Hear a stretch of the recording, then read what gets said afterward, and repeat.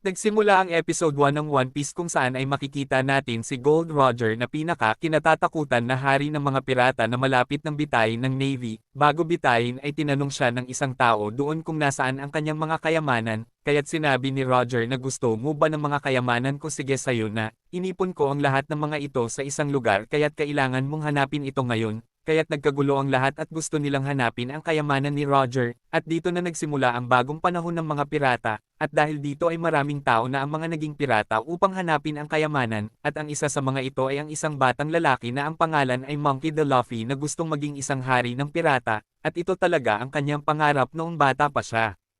At ngayon ay nagsisimula na si Luffy ng kanyang pakikipagsapalaran na maglayag sa dagat gamit ang isang maliit na bangka at kasama niya ang isang ibon. Nagplano si Luffy na hanapin ang kanyang magiging mga crew at gusto niyang magkaroon ng 10 mga tauhan at isang ibon, ngunit biglang nagkatagas ang kanyang maliit na bangka at upang makaligtas ay pumasok siya sa isang barilas na kahoy, at pagkatapos ay nagpalutang-lutang siya sa dagat. Samantala ay makikita ang isang matinding labanan sa pagitan ng dalawang naglalakihang mga barko kung saan ay nagpapasabugan ang mga ito. Ang isa sa mga kapitan ng barko ay si Captain Alvida at siya ang kapitan ng Alvida Pirates. At dito ay makikita natin ang mga pagpatay ng rebeldeng barkong ito at ang nanalo ay ang piratang pinamumunuan ni Captain Alvida.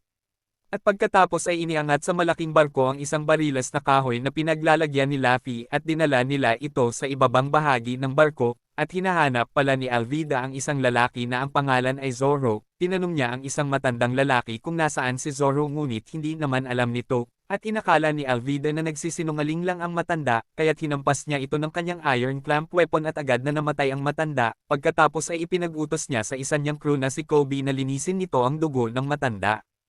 Kinagabihan habang nililinas ni Kobe ang Iron Club ni Alvida ay bigla siyang nakarinig ng isang ingay mula sa barilas na nasa kanyang harapan, pagkatapos ay biglang lumabas si Luffy kaya't laking takot ni Kobe sa kanya at nagmakaawa siya dito na wag siyang patayin, ngunit sinabi ni Luffy kailangan ko lang ng pagkain at pagkatapos ay tinanong niya si Kobe kung meron ba dito. Sinabi ni Kobe na barko ito ni Captain Alvida at hindi ka basta makakakuha ng pagkain dito, ngunit hindi naman natatakot si Luffy at naghanap pa din siya ng pagkain doon. Pagkatapos ay ipinakita ang isang flashback kung saan ay ipinakita ang isang batang lalaki na nakikinig sa isang usapan, na mayroong isang pirata na kulay pula ang buhok ang muling magbabalik. Nakita ng batang lalaki ito na naglilinis si Shanks kasama ang kanyang mga crew, at ang batang lalaki pala na ito ay si Luffy. Ayaw niyang tinatawag siyang bata dahil alam niya na kaya niya maging isang pirata at balang araw ay magiging isa siyang hari ng mga pirata. Sinabi ni Shanks na matatapang na tao lang ang maaaring maging pirata, kaya't pumanik si Luffy sa barko at hiniwa niya ng kutsilyo ang kanyang pisngi sa harap ng lahat upang mapatunayan na matapang siya.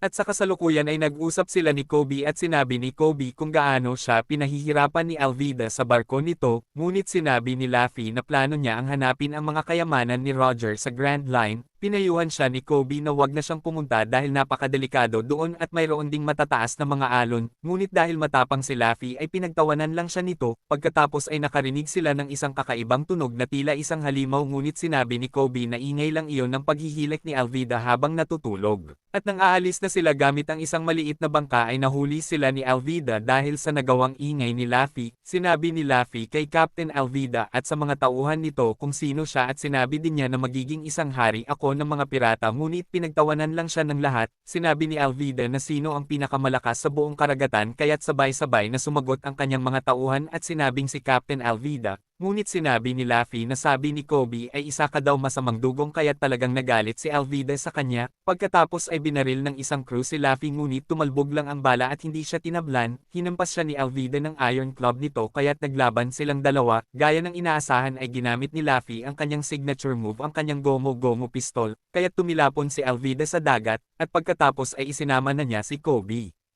Samantala ay makikita natin si Zoro na nagsindi ng isang kandila, pagkatapos ay dumating ang isang lalaki na ang pangalan ay Mr. Seven. Sinabi nito kay Zoro na sumali siya sa kanya at maging isang member ng crew ng kanyang pirata, ngunit tumanggi si Zoro at dahil dito ay tinangkas siyang patayin nito kaya't naganap ang isang matinding paglalaban nilang dalawa, at dahil sa galing sa paghawak ng espada ay nahati ni Zoro ang katawan ni Mr. Seven. Samantala matapos matalo ni Luffy ang pirata ni Elvida ay sumakay na sila ni Kobe sa isang maliit na bangka, tinanong siya ni Kobe kung bakit siya nabibinat kaya't ikinwento sa kanya ni Luffy na noong bata pa siya ay tinahi ni Shanks ang hiniwa niyang sugat sa kanyang pisngi, pagkatapos ay nakakita siya ng isang kakaibang purple fruit sa kahon ni Shanks at kinain niya ito. Samantala sa Makinos Bar ay may isang lalaking nanggugulo dahil naubusan na sila Shanks ng alak kaya't nagalit ang lalaki at binasag niya sa lamesa ang alak na binigay sa kanya ni Shanks, ngunit nanahimik na lang si Shanks at nilinis na lang ang sahig, pinagtawanan siya ng mga sigang lalaki at pagkaalis ng mga ito ay nakita ni Luffy ang lahat, kaya't nagalit siya kay Shanks at sinabing minaliit ka nila bakit hindi ka gumanti at pinagsabihan niyang isang duwag si Shanks, ngunit sinabi ni Shanks na ang paghihiganti ay hindi isang katapangan, at nang pigilan niya si Luffy na gantihan ang mga lalaki ay biglang nabinat ang kamay nito na parang isang goma, kaya't nalaman niya na nagkaroon ng kakaibang power si Luffy matapos nitong kainin ang gomo-gomo fruit kaya't naging goma ang katawan nito. At sa kasalukuyan ay ipinakita ni Luffy kay Kobe ang kanyang power, pagkatapos ay tinanong ni Luffy si Kobe kung ano talaga ang gusto niyang maging, sinabi ni Kobe na gusto niyang maging isang Navy kahit noong bata pa siya at sinabi niya na wala siyang kakayahan na tuparin ito, kaya't sinabi ni Luffy na tutulungan kita na maabot mo ang iyong pangarap na maging isang Navy, pagkatapos ay nagplano sila na pumunta ng Grand Line at sinabi niya kay Kobe na kailangan nating makapunta sa pinakamalapit na Navy headquarters, at ang goal ni Luffy ay makuha ang mapa ng Grand Line at isali si Kobe sa Navy. Samantala ay may isang babae naman ang mukhang pagod na nasa gitna ng karagatan at ang pangalan nito ay Nami, pagkatapos ay iniligtas siya ng dalawang lalaki at kaya pala ay kukunin lang pala ng mga ito ang baul ng kayamanan ni Nami, ngunit hindi nila inaasahang wala naman palang laman ang baul, niloko lang pala sila ni Nami at ninakaw ang kanilang bangka at pagkatapos ay nakakita si Nami ng isang mapa doon.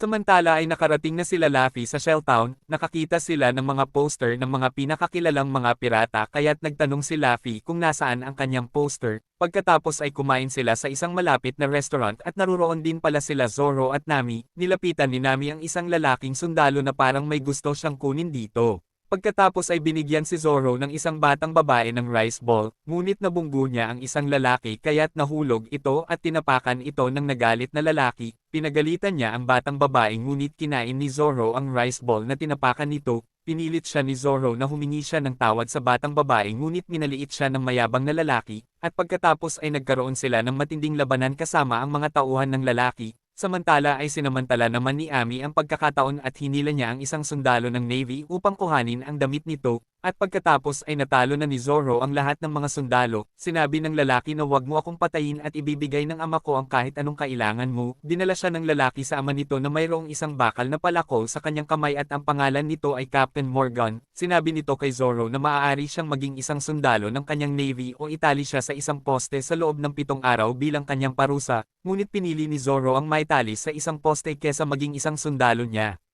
At sa maliit na bangka ay hindi alam nila Luffy kung paano nila mapapasok ang Navy headquarters hanggang sa magkaroon ng isang ideya si Luffy. Samantala ay itinali si Zoro ng anak na lalaki ni Morgan at lumabas si Luffy mula sa ibaba at inaya niya si Zoro na sumali bilang isang tauhan ng kanyang pirata, ngunit tumanggi si Zoro sa kanya at kahit umayaw ito ay pinakawalan pa din siya ni Luffy. At makikitang pinasok din pala ni Nami ang headquarters, sinubukang makalapit ni Luffy kay Zoro at tinanong niya ito kung bakit siya nahuli, ngunit sinabi ni Zoro na nagpahuli lang siya, sinabi ni Luffy na may dahilan ka kung bakit ka nagpahuli at iyon ay dahil isa kang mabuting tao, samantala ay nahuli naman si Nami ng sundalong ninakawan niya ng damit kanina, nagawa siyang talunin ni Nami at narinig ito ni Luffy kaya't sinabi niya na hinahanap niya ang mapa ng Grand Line kaya't nagtulong ang dalawa upang hanapin ang mapa.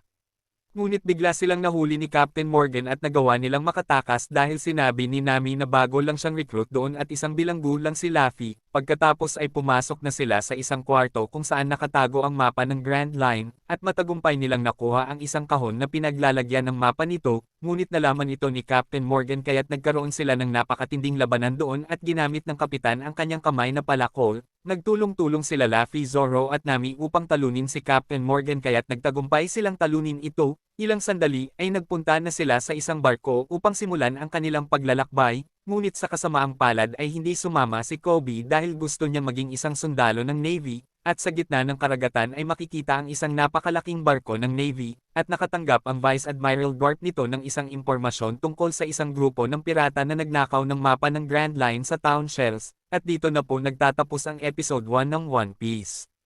Huwag mo po kalimutan Lods mag-subscribe, mag-like at i-click ang notification bell para updated ka sa susunod na magagandang mga Tagalog movie recap. Maraming salamat sa panonood mo Lods, God bless.